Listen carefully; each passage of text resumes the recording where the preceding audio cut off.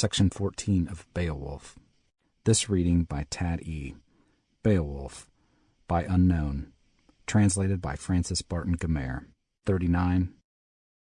The bloody swath of Swedes and Geats and the storm of their strife were seen afar. How folk against folk the fight had wakened. The ancient king with his atheling band sought his citadel, sorrowing much. On Gentheo Earl went up to his burge. He had tested Higelac hardihood, the proud one's prowess, would prove it no longer, defied no more those fighting wanderers, nor hoped from the seamen to save his hoard, his bairn and his bride. So he bent him again, old, to his earth walls. Yet after him came with slaughter for Swedes the standards of Higelac, o'er peaceful plains in pride advancing, till Hrethelings fought in the fenced town. Then on Gentheo with edge of sword the hoary bearded was held at bay, and the folk king there was forced to suffer Eover's anger.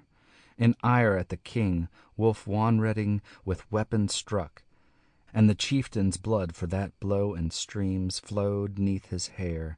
No fear felt he, stout old Skilfing, but straightway repaid in better bargain that bitter stroke and faced his foe with fell intent. Nor swift enough was the son of Wonred answer to render the aged chief. Too soon on his head the helm was cloven. Blood bedecked he bowed to earth and fell adown. Not doomed was he yet, and well he waxed, though the wound was sore. Then the hardy Higelac Thane, when his brother fell, with broad brand smote giant's sword crashing through giant's helm. Across the shield wall sank the king, his folk's old herdsman, fatally hurt. There were many to bind the brother's wounds and lift him, fast as fate allowed his people to wield the piece of war. But Eover took from Ongentheo Earl from other the iron breastplate, hard sword hilted, and helmet too, and the hoar chief's harness to Higelac carried, who took the trappings and truly promised rich fee mid folk, and fulfill it so. For that grim strife gave Geatish lord Hrethel's offspring, when home he came to Eover, and Wolf a wealth of treasure. Each of them had 100,000 in land and linked rings, nor at less price reckoned mid-earth men such mighty deeds. And to Eover he gave his only daughter in pledge of grace, the pride of his home. Such is the feud, the foeman's rage, death hate of men.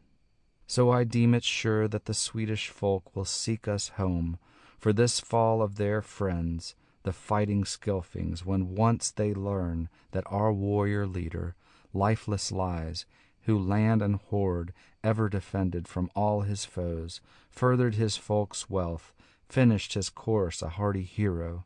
Now haste is best, that we go to gaze on our Geatish lord, and bear the bountiful breaker of rings to the funeral pyre. No fragments merely shall burn with the warrior, wealth of jewels, gold untold and gained in terror, treasure at last with his life obtained. All of that booty the brand shall take, fire shall eat it. No earl must carry memorial jewel, no maiden fair shall wreathe her neck with noble ring. Nay, sad in spirit and shorn of her gold, oft shall she pass o'er paths of exile. Now our Lord all laughter has laid aside, all mirth and revel.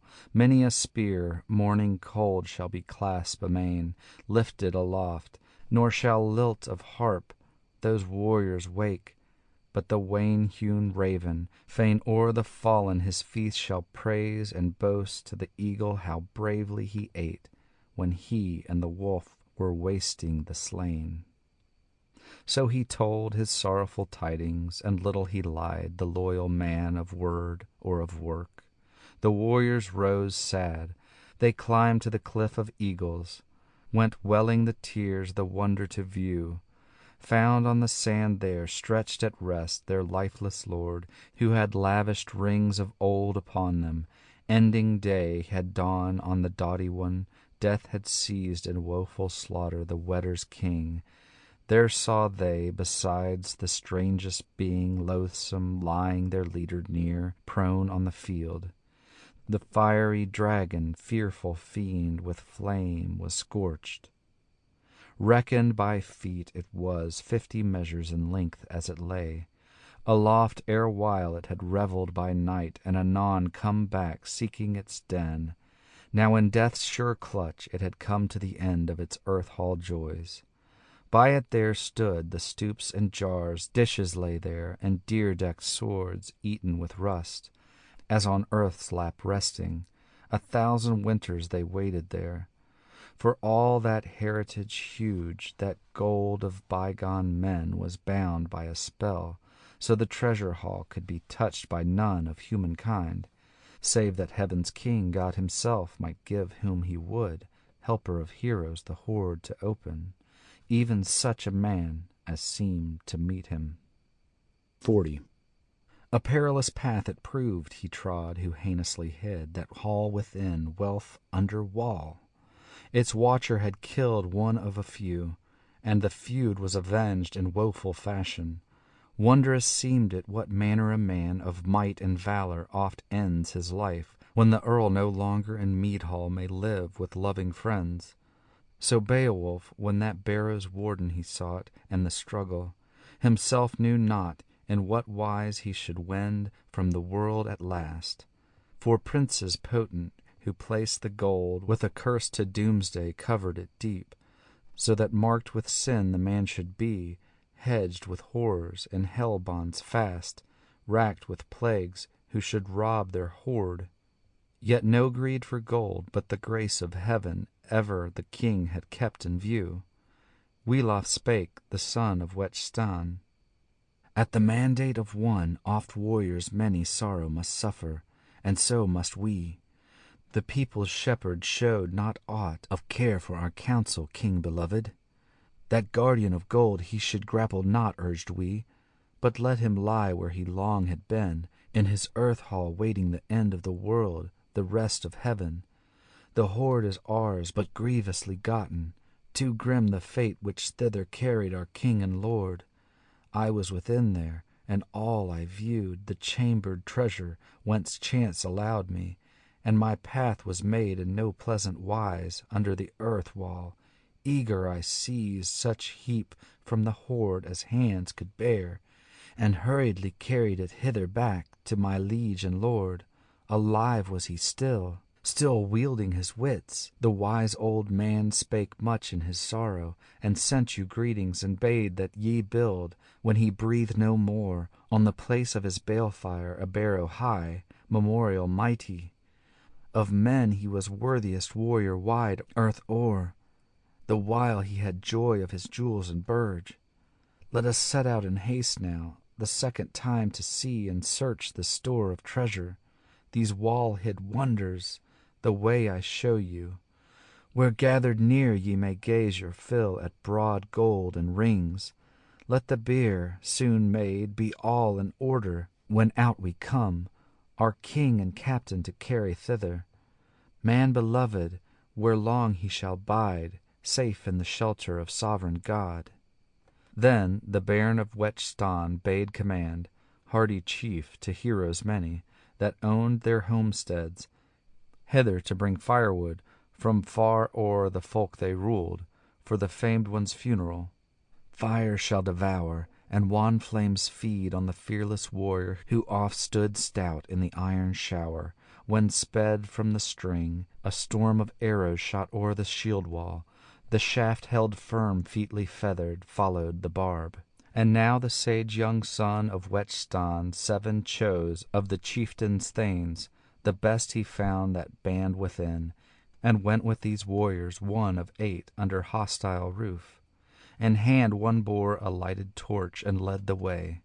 No lots they cast for keeping the hoard, when once the warriors saw it in hall, altogether without a guardian lying there lost. And little they mourned when they had hastily haled it out, dear-bought treasure.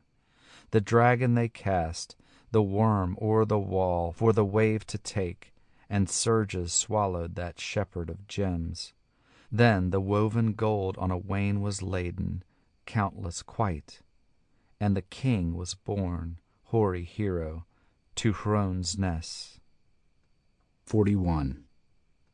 Then fashioned for him the folk of Geats, firm on the earth a funeral pile, and harness of war and breastplates bright, and the boon he asked, and they laid amid it the mighty chieftain, heroes mourning their master dear.